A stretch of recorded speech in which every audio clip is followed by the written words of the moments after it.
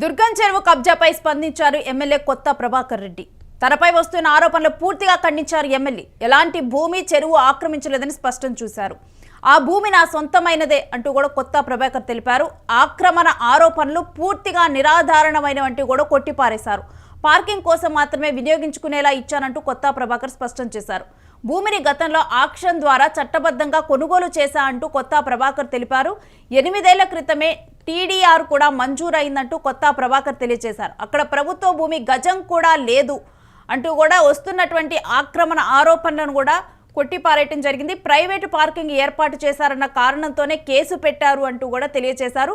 ఫిర్యాదులో హైడ్రా పేరు మాత్రమే కనిపిస్తోంది. అదే ప్రాంతంలో బాలకృష్ణ, రేవంత్ రెడ్డి తమ్ముడికి భూములు ఉన్నాయి అంటూ కూడా కొత్త ప్రభాకర్ తెలిపారు. కేసు విత్డ్రా చేయకపోతే ధర్నా చేస్తానంటూ కూడా ఆ భూమి తన ఆక్షన్కి వచ్చినప్పుడు తాను కొనుక్కున్నారు, తాను ఆక్రమించలేదంటూ కూడా కొత్త ప్రభాకర్ అయితే ఈ మేరకు అయితే తన మీద వస్తున్న ఆరోపణల గురించి మాట్లాడటం జరిగింది. ఇక ఇదే అంశానికి సంబంధించిన పూర్తి డీటెయిల్స్ మా ప్రతినిధి సతీష్ అందిస్తారు. సతీష్, కొత్త ప్రభాకర్ తన మీద వస్తున్నటువంటి ఆరోపణల గురించి క్లారిటీ ఇచ్చే ప్రయత్నం చేశారు. పూర్తి డీటెయిల్స్ ఏంటి?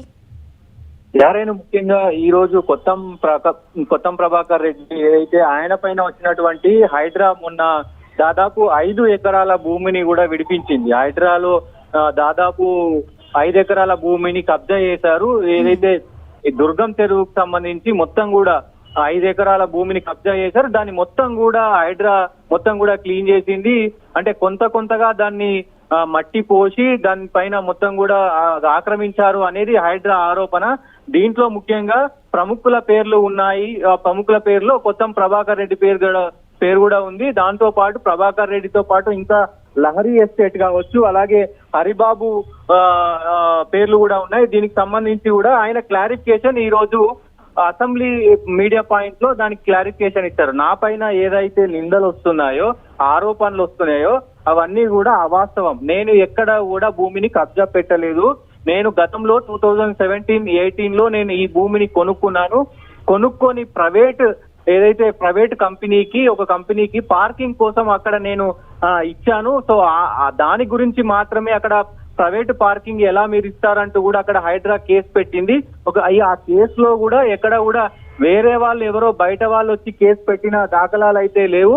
హైడ్రా మాత్రమే అక్కడ పెట్టినటువంటి కంప్లైంట్ లో హైడ్రా పేరు ఒకటే ఉంది. నేను పోలీసులకు కూడా సంప్రదింపులు చేస్తాను, పోలీసులకు నేను సహకరిస్తానంటూ కూడా ఆయన చెప్పాడు.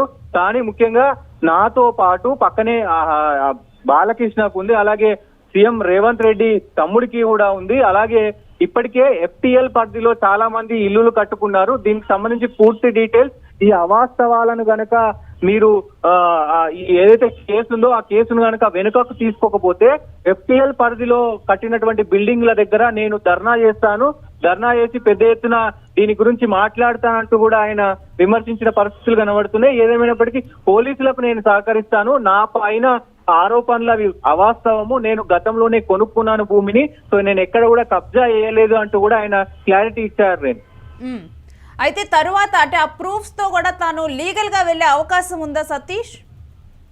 లీగల్ గా నేను వెళ్తాను. ఒకవేళ కనుక ఆ కేసు ఎవరైతే హైడ్రా పెట్టారో వాళ్ళకు పూర్తిగా సహకరిస్తాను.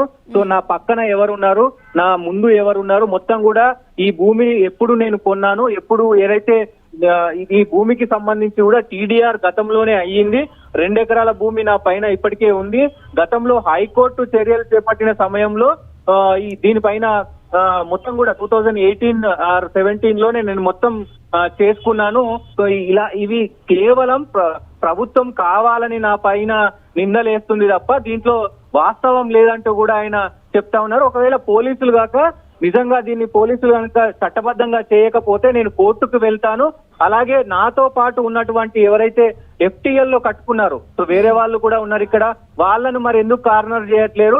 FTL లో పెద్ద బిల్డింగులు కట్టుకొని ఉంటున్నారు కదా, మీరు వాళ్ళని ఎందుకు ప్రశ్నించలేదంటూ కూడా ఇక్కడ రేవంత్ రెడ్డి తమ్ముడు సంబంధించి తిరుపతి రెడ్డి ఇల్లు కూడా FTL జోన్ లో ఉంటది దుర్గం చెరువులో. దానికి సంబంధించి కూడా ఆయన మాట్లాడిన పరిస్థితి అయితే ఉంది. ఏదేమైనప్పటికీ చట్టపరంగా మీరు వెళ్ళకపోతే నేను కూడా కోర్టుకు వెళ్తానంటూ ఆయన పోలీసులను కూడా హెచ్చరించారు.